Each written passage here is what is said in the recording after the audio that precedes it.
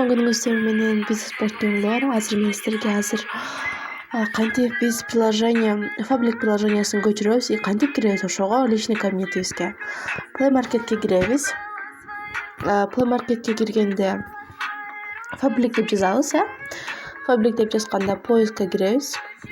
Анан меники азыр установленный приложение, меники ошон үчүн открыть болуп турат.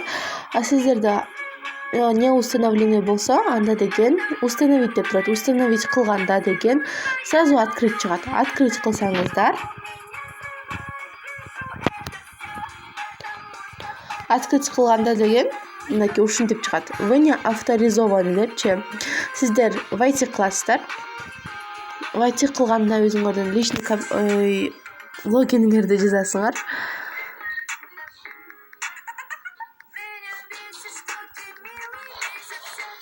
Мынакей мен жаздым.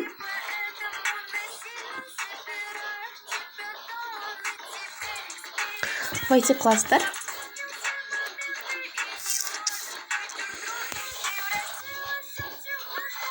Войти кылганда мынакей сайланышка тышыянуу деп турат. Өзүңөрдүн фамилия имяңар чыгат.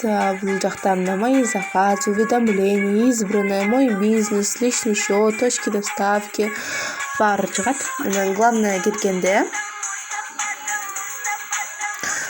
бул жакта мынакей азыркы учурда кайсы акция болуп атат, кайсы новинка болуп атат, баары чыгат. Анан биякта азыркы каталогдун эмеси чыгат, покупкасы чыгат, то есть подаркасы. Новинкаларды көрсөңүз болот. Бүт баарын көрсөңөр болот. Анан бул жакта выгодные предложения, то есть кайсы скидка болот, например, 50% скидка, 55% скидка болот атат. Анан бул жакта лидер продаж көрсөңөр болот. Лидер продаж, кайсы продукция лидер болуп атат. Анан до конца действия каталога 11 часов и 20 минут калды. Мынакей бул жактан баарын көрсөңөр болот. Мынакей ушинтип эле личный кабинетке кирип, өзүңөрдүн заказыңарды карасаңар болот.